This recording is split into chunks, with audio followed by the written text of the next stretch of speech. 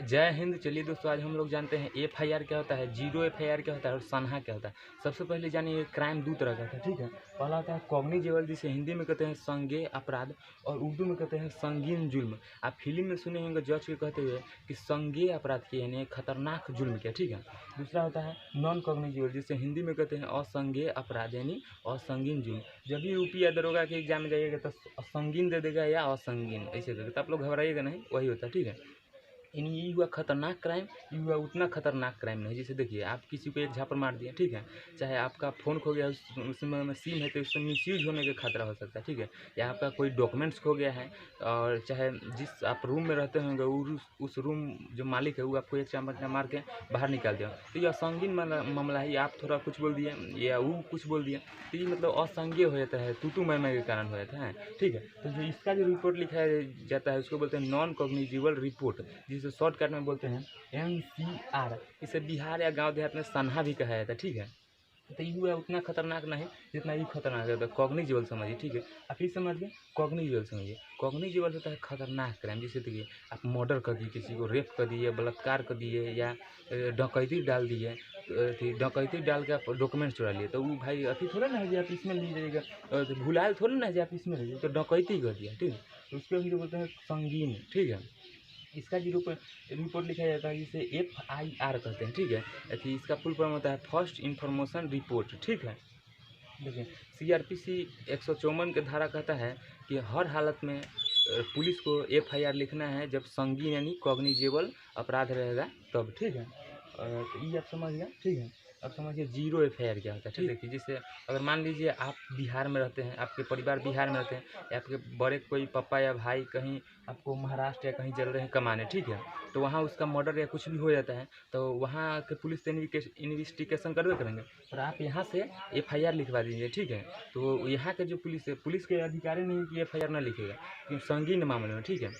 तो FIR लिखेगा और उस FIR का नंबर नहीं देगा, ठीक है। तो उसे कहते हैं जीरो FIR। सबसे पहले समझिए FIR, जैसे देखिए आप कोई पहला व्यक्ति नहीं है जिस पर FIR लिखा रहा है, ठीक है। डेली FIR डेली लिखाते रहता है, ठीक है। तो जो FIR नंबर जो लिखा था है उसे जो FIR नंबर जो लिखा था है, जैसे मान लीजिए 166/2023 से, तो 2023 से सन के दिखना था, मतलब कैमा साल 2023 का साल में आपका 164वां FIR नंबर है उस थाना में, ठीक है। अभी समझ गए। मान लीजिए तो ई वाला देखिए जीरो FIR, तो मान लीजिए आप बिहार में हैं, मुंबई में रह रहे थे, यहाँ से जब आप कर दिए ना तो उस FIR का नंबर नहीं दिया जाएगा, इसलिए इसे बोला जाएगा जीरो FIR, ठीक है। और मान लीजिए आप जब ये सब हो गया पूरा, अब FIR मान लीजिए आप पर हो गया, ठीक है। जीरो FIR समझ गए। और मान लीजिए आप पर FIR अगर हो गया, ठीक है, तो FIR होने के बाद आपके पास पुलिस जाएगा, इन्वेस्टिगेशन करेगा, जांच पड़ताल करेगा, उसके बाद देखेगा कि क्या किया है, ये जो सच किया है झूठ है कि सच। तो आप पता चलेगा कि हाँ गोली मार के हत्या कर दिया, ठीक है। तो हत्या कर दिया, हत्या करेगा तो 302 IPC यानी इंडियन पिनल कोड जिसे कहते हैं, ये पूरे काम आता है, ठीक है। 307 यानी हत्या की कोशिश कर दिया, तो पुलिस जाएगा, जांच पड़ताल करेगा और पता करेगा कि क्या किया है, जैसे किया है हत्या की कोशिश, तो इसको चार्जशीट बनाएगा, ठीक ना। इसके कहेगा कि ये आप पर आरोप है, पुलिस बताएगा आप लोगों को कि इतना इतना धारा के तहत आपको आप पर आरोप है, कि आरोप को कहते हैं, जैसे चार्जशीट लगा देगा आप पर ऊपर। चार्जशीट की हिंदी होता है आरोप पत्र, यानी ये आप पर आरोप है कि बोलूँ ये आप पर आरोप है। जैसे देखिए 302 यानी गोली मारने की हत्या की कोशिश है, तो देखिए तो ये बाकायदा पुलिस चार्जशीट बनाएगी, पूरा एकदम इन्वेस्टिगेशन करके जाएगी, बाकायदा चार्जशीट बना के पता करेगी, तो कहेगा ये आप पर आरोप है, ठीक है। तो आरोप को कहते हैं चार्जशीट, ठीक है। देखिए इससे पहले आप पुलिस को घूस दे के मना सकते थे, मना लेंगे, तो इसके बाद कहानी खत्म हो जाएगा, इसके IPC की कहानी खत्म। इसके बाद होगा CRPC की कहानी चालू हो जाएगी, इन क्रिमिनल प्रोसीजर कोर्ट, ठीक है। इससे पहले आपको चार्जशीट लगने से पहले आप जो भी आप देव के मतलब कहानी निपटा सकते हैं तो निपटा लीजिए, मतलब उसके बाद क्रिमिनल प्रोसीजर कोर्ट लग जाना, तो IPC खत्म, पुलिस वाला कहानी खत्म, अब आपको कोर्ट ले जाएगा, यानी अथी इंडियन पिनल कोड तो पुलिस के मामले में हो गया, अब CRPC यानी अथी क्रिमिनल प्रोसीजर कोर्ट, ठीक है।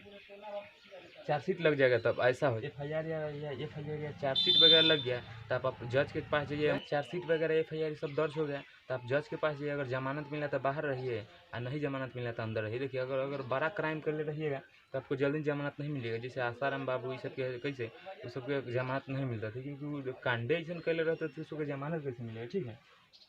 तो कॉग्निजेबल समझ गया, नॉन कॉग्निजेबल समझ गया, एनसीआर समझ गया, सान्हा भी समझ गया। एफआईआर क्या होता है, जिससे कि फर्स्ट इन्फॉर्मेशन रिपोर्ट।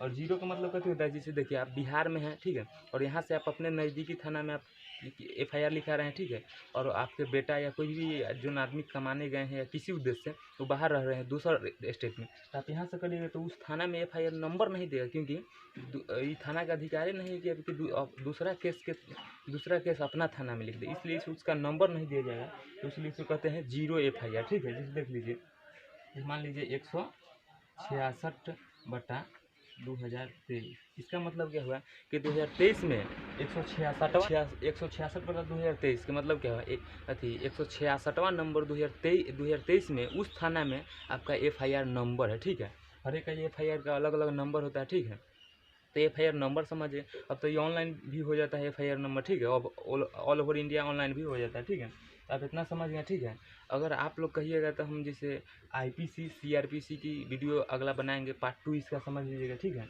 और इसमें और देखिए, अगर नॉर्मल मैटर रहेगा तो आपको जमानत मिल जाएगा, नॉर्मल मैटर नहीं रहेगा तो जमानत नहीं मिलेगा। मान लीजिए जैसे देखिए, अगर आप बिहार में रहते हैं और बिहार में आप केस लिखवा रहे हैं, किस अपना नज़दीकी देखिए 15-16 या 20 किलोमीटर का रेंज में मतलब एक थाना रहबे करता है। ठीक है, तो आप मान लीजिए वहाँ गए, नहीं लिखा है थाना। एक लड़की थी आसाराम बाबू वाला कहानी आपको याद होगा कि वो दिल्ली चली गई लड़की, मतलब वो वहाँ जैसे मान लीजिए कोई बड़ा क्रिमिनल है तो उसका वर्चस्व रहता है थाना में, तो आपका एफआईआर नहीं लिखेगा। ठीक है, और नहीं लिखता है तो आप दिल्ली चल जाइए। ठीक है, दिल्ली या बड़े मतलब हाई कोर्ट या सुप्रीम कोर्ट जाइए, वहाँ लिखवाइए। ठीक है, और देखिए पुलिस वाला अगर नहीं लिख रहा है तो धारा 154 के तहत मतलब क्रिमिनल प्रोसीजर कोड के तहत आप उस पर भी एफआईआर कर सकते हैं। ठीक है, बहुत पुलिस से बहुत रंगदारी आदमी से हो जाता है। ठीक है, तो चार्जशीट वगैरह समझ गए। आईपीसी अगर आप लोग कहिएगा तो आईपीसी सीआरपीसी क्रिमिनल इसके बारे में पूरा और डिटेल से बताने के लिए पार्ट 2 वीडियो लाएंगे। ये ओवरऑल हुआ है। ठीक है, देखो अगर मेटल रहेगा तो आपको जमानत मिल जाएगा, जिसे कहते हैं एंट्रिक सेपेट्रिक बेल, जिसे हिंदी में कहते हैं अग्रिम जमानत। ठीक है, और नॉर्मल मेटर रहेगा नहीं तो आपको जेल में सर्त रहे। ठीक है, तो आई होप कि आपको अथी क्राइम के बारे में एफआईआर, जीरो एफआईआर, सन्हा क्या होता है, चार्जशीट वगैरह आप समझ गए होंगे। आप अगर कहिएगा तो हम इसका पार्ट 2 वीडियो लाएंगे, आप कमेंट में खाली हाँ लिख के दीजिएगा, हम समझ जाएंगे। ठीक है, तो आप लोग भी समझ गए होंगे पूरा। ठीक है, तब मिलेंगे अगला वीडियो में, तब तक ले जाएंगे।